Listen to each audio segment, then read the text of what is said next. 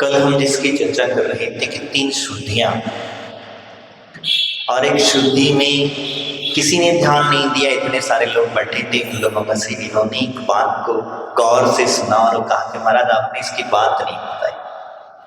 तो इसलिए इनके शंका का समाधान पहले इनका कर दिया करता हूं, इसके बाद में आगे की हम चर्चा करेंगे कि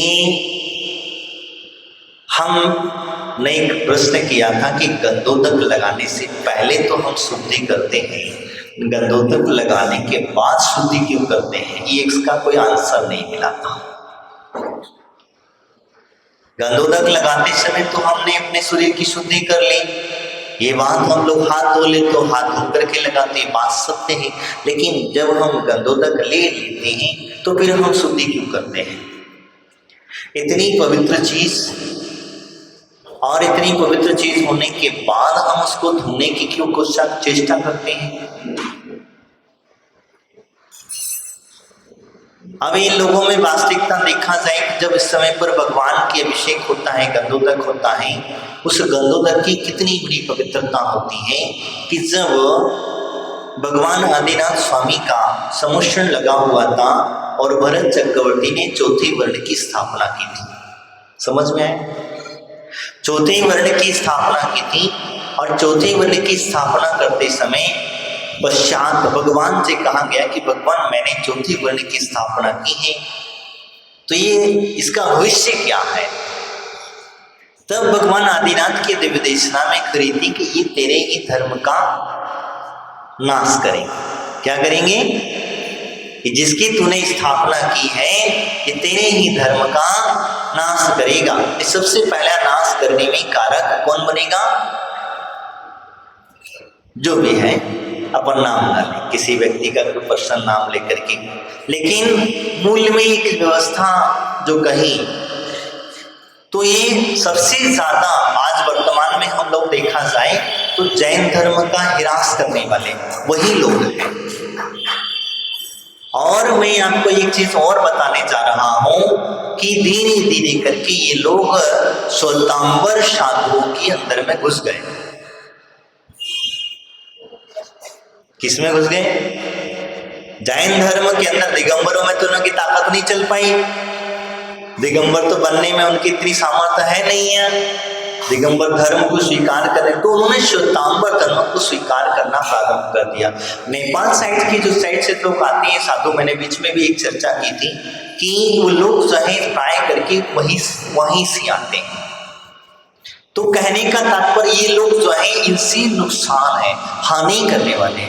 आज हमारे बहुत अशाब्य घटना जिसको हम कहेंगे, तो जिसका विवाद कई दिनों से चल रहा है। कल हमें एक वीडियो बताई गई, कितना मारा पीटी तक वाला चल रहा, और एक साधु तो स्पष्ट कह रहा है, वो स्पष्ट दिगंबर साधुओं के बारे में इस तरीके से अनर्गत वक्तियां मतलब फैला रहा है, इस तरीके से चर्चा कर रहा है। और आज हम उन लोगों को, तो कौन है वो लोग?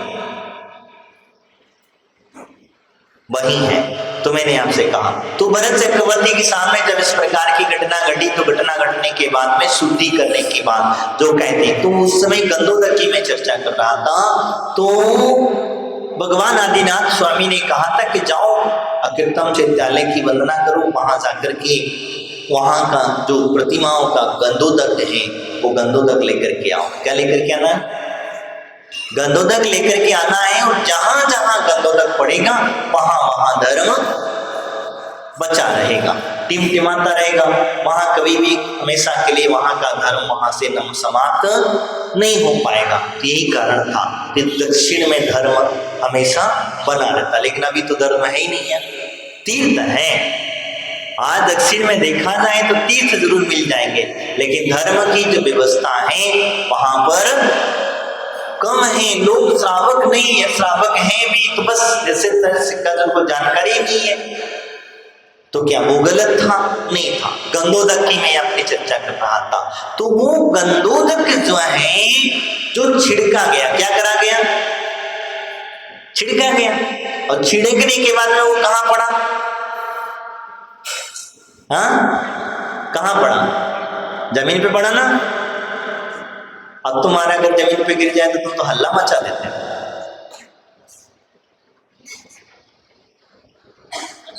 क्या करते हो? गंधोदक छिड़का गया। मैना सुंदरी ने श्रीपाल राजा के ऊपर 500 कोड़ी, जो 700 कोड़े कहे जाते हैं, उन सारे के सारे कोड़ियों के ऊपर लगाया गया। क्या किया गया? छिड़का गया, गंधोदक छिड़का गया। और वो गंधोदक छिड़कने के पश्चात में वो कोड़ी सारे के सारे निरोगी हो गए। तो उस गंधोदक की ताकत मैंने आपको बताई। आज हम लोग गंधोदक लगाते हैं, कितने लोगों को विश्वास है? डॉक्टर के पास नहीं जाते,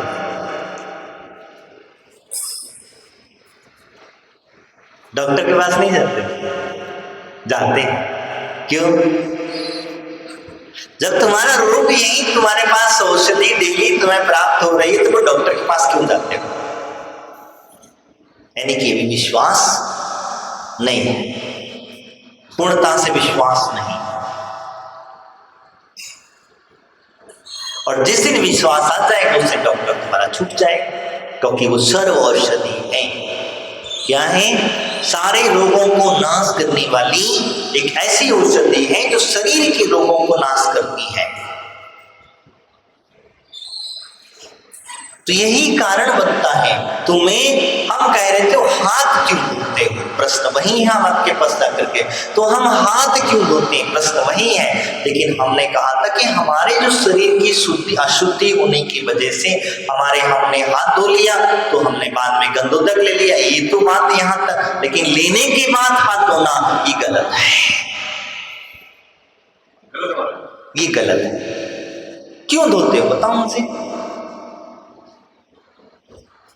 लेने के पहले हाथ धोना तो ठीक है कि भाई अशुद्धि आदि होगी, हाथ में आदि होगा तो हम इतनी पवित्र चीज, लेकिन लेने के बाद हम जो हाथ धोते हैं उसके पीछे रीजन क्या? तो एक पैसे पंडित आप जैसों से पूछ लिया मैंने कि तुम हाथ क्यों, तो कल पता नहीं कितने कौन कौन अपनी तर्क देना चालू कर दिया। जितने लोग उतनी तरह की बातें, किसी को भी वास्तविकता सत्य ज्ञान की खबर नहीं। सब अपने अपने तर्क लगाने लगे, इसीलिए हाथ धोते हैं, उसके लिए हाथ धोते हैं, ऐसा करते हैं, वैसा करते हैं, इसी के लिए ऐसा होता है, वैसा। अरे क्या होता है ये तुम हम लोग भूल गए। मैं आपसे जो कहना चाहता हूँ, क्योंकि जो गंधोदक की ऊर्जा है, तुम अगर उसे धो लोगे तो गंधोदक तुम्हारे हाथ में रहा या नहीं रहा? रहा कि नहीं रहा? नहीं रहा। और तुमने जो हाथ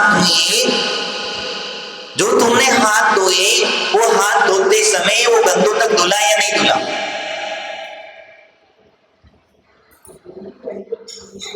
प्रश्न।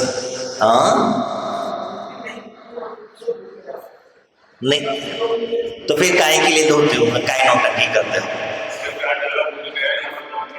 हम फिर नौटंकी काहे? लोगों को दिखाने के लिए। तुमने उंगली से गंधोदक लिया है तो फिर उंगली को धोना, हाथ काहे धो रहे हो बताओ? तुमने उंगली से लिया है और वो गंधोदक का जल जो है तुम फिर भी फेंकोगे, काम करोगे, कहीं तरफ पे डाल दोगे, फिर भी वही जमीन में गिरा। कहां गिरा? कहीं गिरा क्या? कहां गया गंधोदक का जल?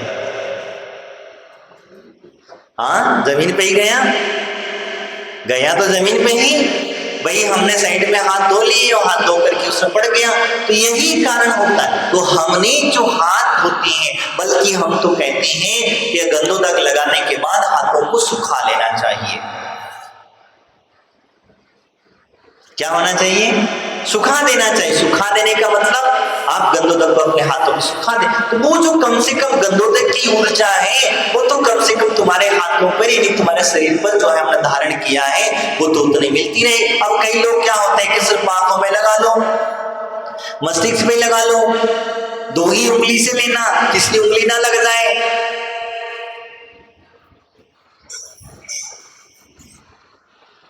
क्या ऐसा ही होता है? तो एक चीज बताओ, अगर ऐसा करते जाओगे तो फिर इतना सारा गंधोदक जब भगवान के जन्म अभिषेक के लिए कहा जाता है कि जब भगवान का जन्म अभिषेक पांडुशिला के ऊपर होता है, एक सुरा सुराया सारे गंधोदक को ना गया, लोर गया। गंधोदक का एक बूंद भी नहीं बचने देता है वो। तो ऐसा भी एक प्रमाण मिलता है। तो कहने का तात्पर्य यह है कि हमने स्नान आदि करने के पश्चात, गंधोदक आदि लेने के पश्चात हमें हाथ धोने का कोई मतलब औपचारिकता तो नहीं है। लेकिन अब आप लोग क्या करते हो, धो लेते हो तो कोई बात नहीं है, धोने से कोई पाप तो लगेगा नहीं कि लगेगा? धोने से पाप तो लगेगा नहीं। लेकिन धोते समय एक चीज ध्यान रखना, पूरे हाथ मत धोना, उंगली धोना। जहां तुमने गंधोदक लिया है वहीं धोना,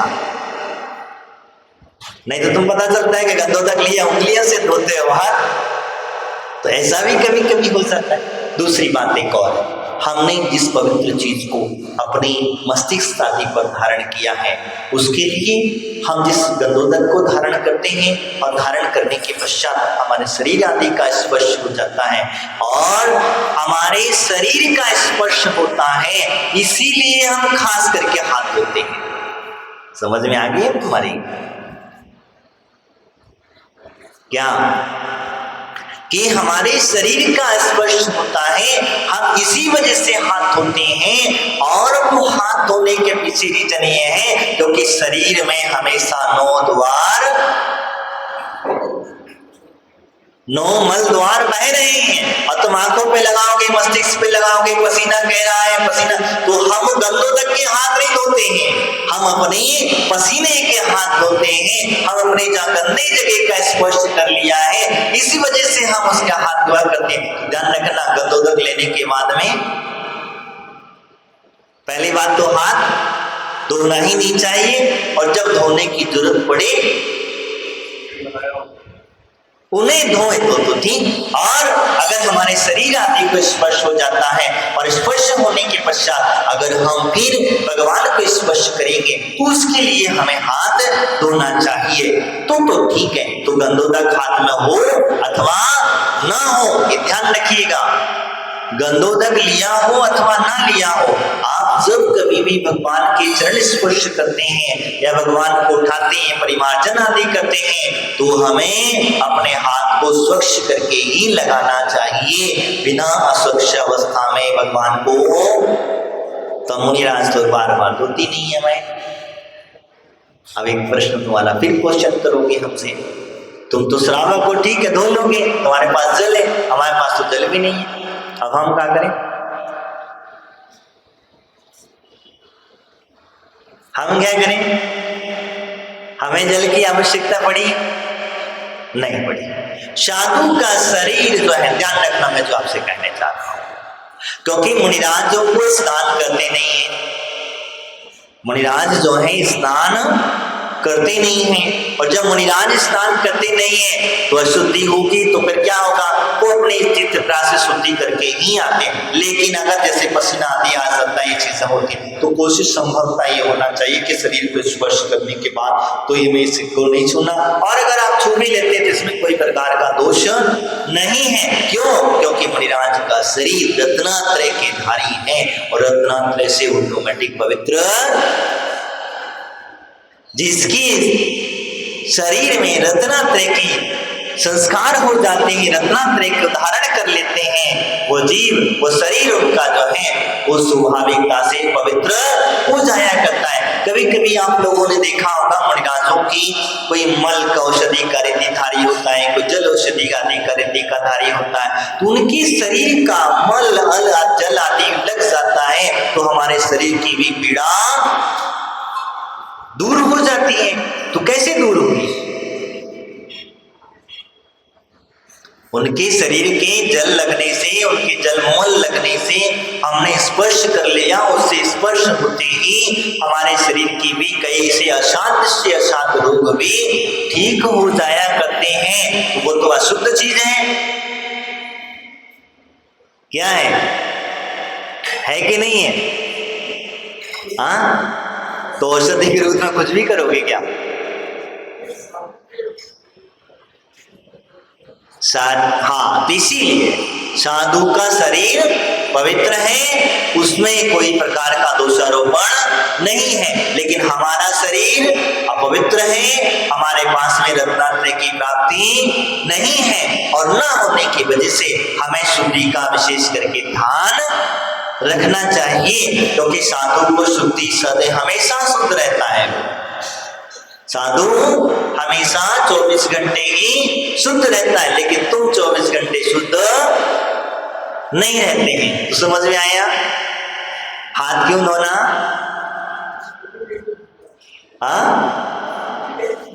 हाँ, और अगर आप धोते हैं तो इसमें कोई दोष भी नहीं है, लेकिन इसके चक्कर में हम इस चीज का विशेष करके ध्यान में रखा जाए कि हम जिस गंधोदक को लिए हैं तत्पश्चात वो जो जल है, जो हाथ हमने धोए हैं, तो हमने हाथ इसलिए धोए हैं कि हमारे जो स्पर्श किसका हो गया, शरीर का स्पर्श हुआ है, मल आदि का स्पर्श हुआ है, तो हमने गंधोदक के हाथ नहीं धोए, हमने तो अपने मल के हाथ धोए हैं, क्योंकि जिससे मल रूपी हाथ भगवान को मनुष्य स्पर्श में न आए, इसीलिए कहा जाता है। अब कई लोगों ने तो यहाँ तक आजकल नया नया सिद्धांत मार्ग बन गया कि द्रव्य की सामग्री को छू लिए फिर हाथ धो लिए। कई लोगों को हमने यहाँ तक देखा है, द्रव्य की सामग्री को छू करके फिर हाथ धो लिए, फिर कहता फिर डाले। और ये बताओ, भगवान की सामग्री जो चढ़ा रहे हो, वो चढ़ाने के बाद बोल निर्माल लो, क्या हाथ को स्पर्श करने के निर्माल को हम छुएंगे कैसे? छूना भी पाप है। निर्माल किसको कहते हैं? निर्माल की परिभाषा ही न जाने हम लोग तक। तुमने चढ़ा दिया है तो व्यवस्था बना लेना, या हाथ को लग गया है तो उसका निर्माल को क्या संबंध आया? कुछ भी नहीं। लेकिन आपका व्यवस्था जहाँ जैसे मन को भक्ति को लगे वैसा वो करने लग जाता है, तो छूना नहीं छूना वो आपके हाथ में है। लेकिन अगर छूट जाती है तो इसमें कोई प्रकार का दोष नहीं है। अगर आप इस बात को मानते हैं तो फिर आपको बहुत कुछ गड़बड़ काम हो जाएगा।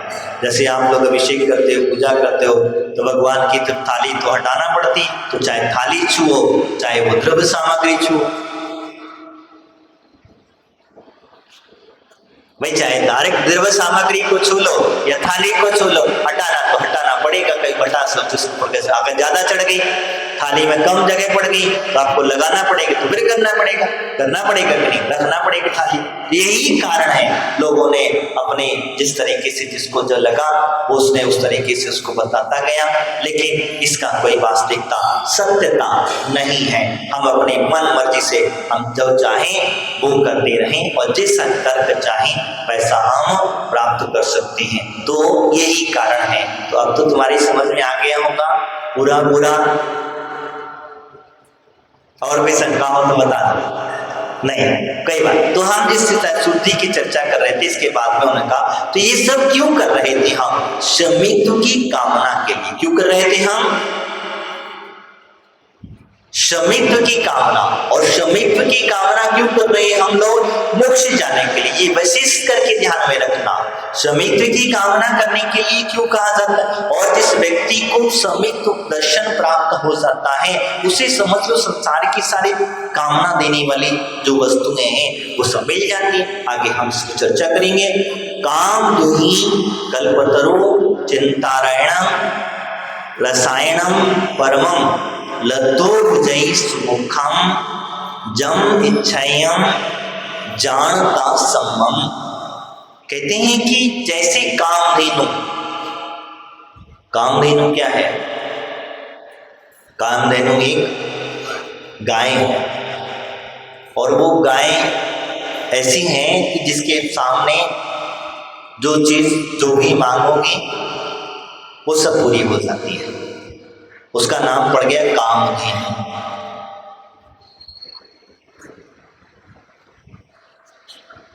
तो कामधेनु के पश्चात कल्पवृक्ष। कल्पवृक्ष भी यही है, इसके सामने भी आप जो मांगोगे वो वस्तु आपको प्राप्त हो जाएगी।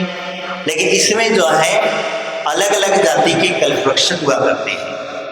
10 प्रकार की कल्प वृक्षों की अलग अलग जाति की व्यवस्था कही गई है। तो इसीलिए इसमें हमें बरकरार, लेकिन है तो मांगने के बाद वो भी देता है।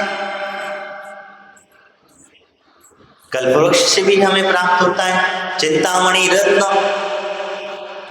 चिंतामणि रत्न। और चिंतामणि रत्न भी वही करता है कि आपको चिंतित पदार्थों को, आपके मन में जो भी चिंता आ जाती है वो चिंता तुरंत यहाँ पूरी हो जाती। चिंतामणि रत्न का काम हो जाता है। और रसायन श्रेष्ठ मनवांछित फल प्रदान करने वाले होते हैं। लेकिन सम्यक दर्शन जो होता है ये तो आपके लौकिकता के रसायन आपको प्राप्त कराएंगे, लौकिकता की चीजें आपको दिलाएंगी, संसार की चीजें आपको दिलाएंगी।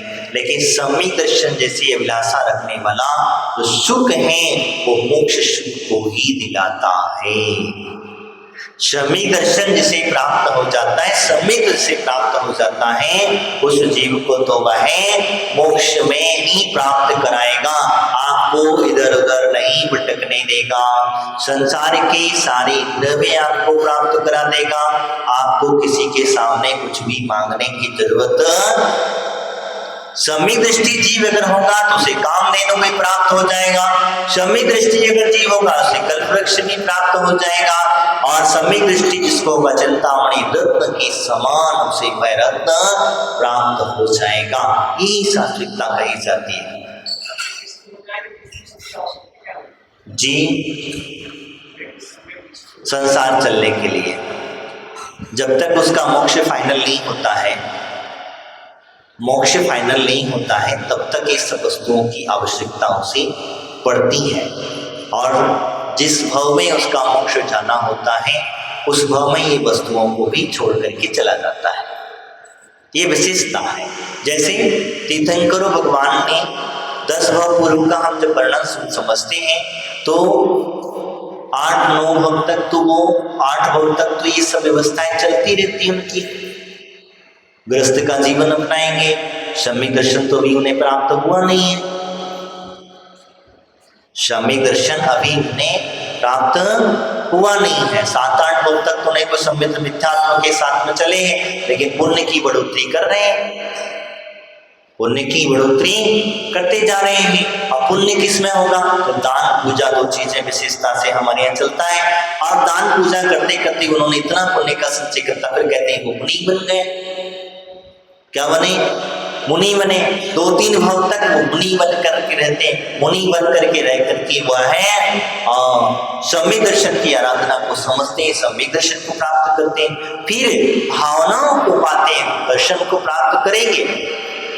और सम्यक दर्शन जैसे ही प्राप्त हो जाएगा वैसे ही उनकी 16 कारण भावना आदि को पाना प्रारंभ हो जाएगा। द्वादशांग का ज्ञान पूरा कर लेंगे। और जब तक द्वादशांग का ज्ञान पूरा नहीं होगा तब तक द्वादशांग सम्यक दर्शन 16 कारण भावना का तीर्थंक प्रकृति का बंध नहीं होगा।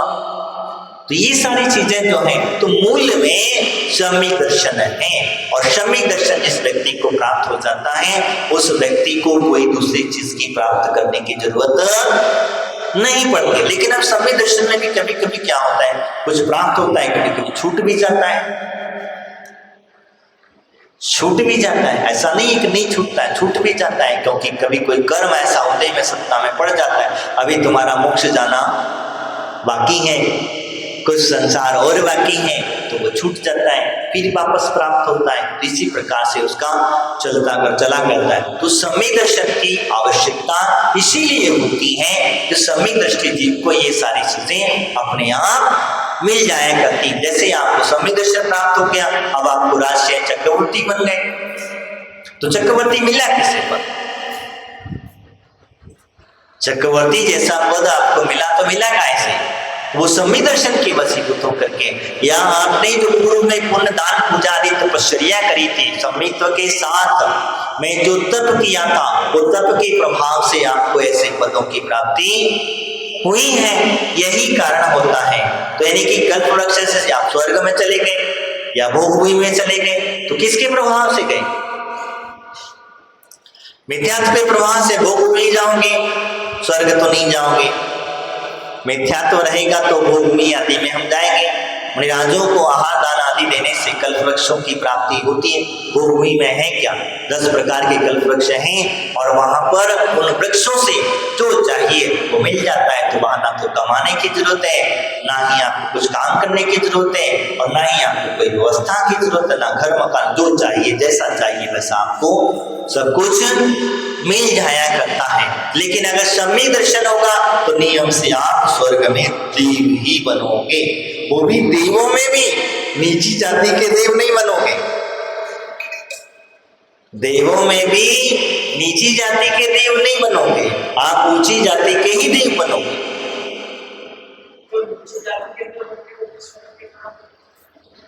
मिथ्यात्व की व्यवस्था भी समझ लें,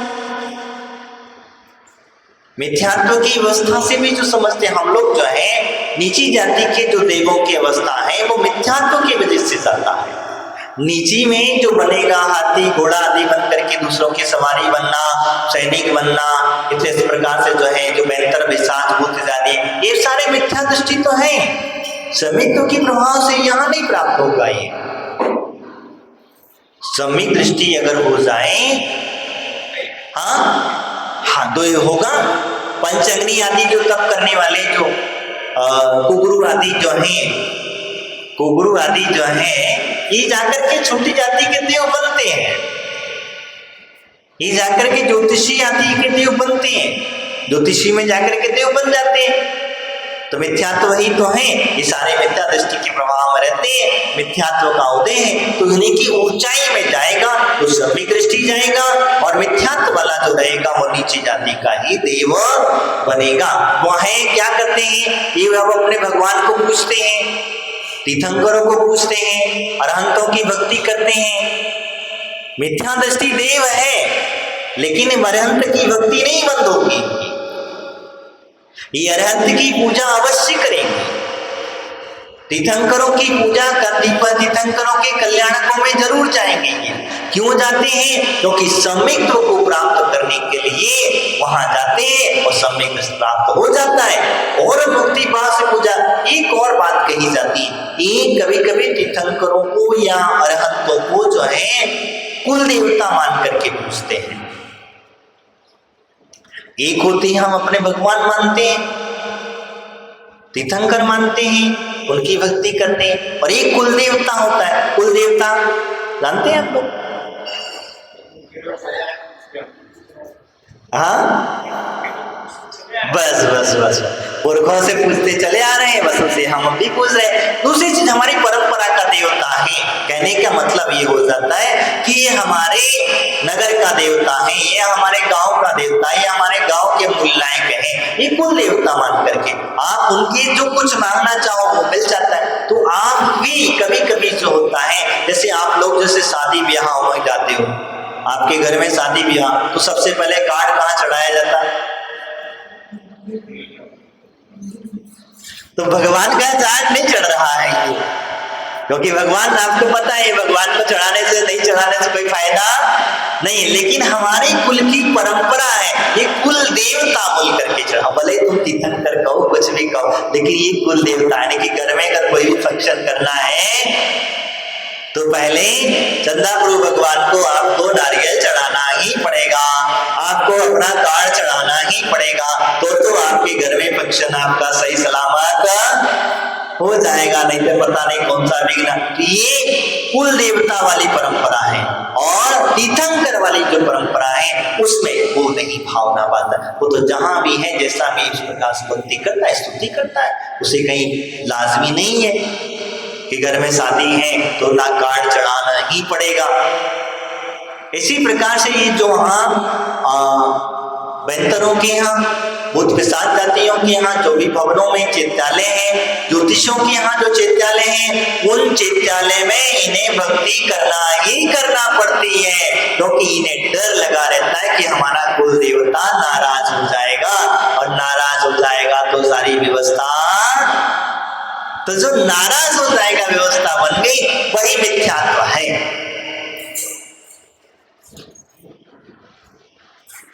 वही मिथ्यात्व है और मिथ्यात्व की वजह से वह संसार का परिभ्रमण किया करता है। तो मैं इसीलिए आपसे कह रहा था, तो वह ये सब कुछ मनवांछित फल प्रदान करते हैं और करने के वाले किसको करते हैं? तो सम्यक दर्शन के अभिलाषी व्यक्ति को।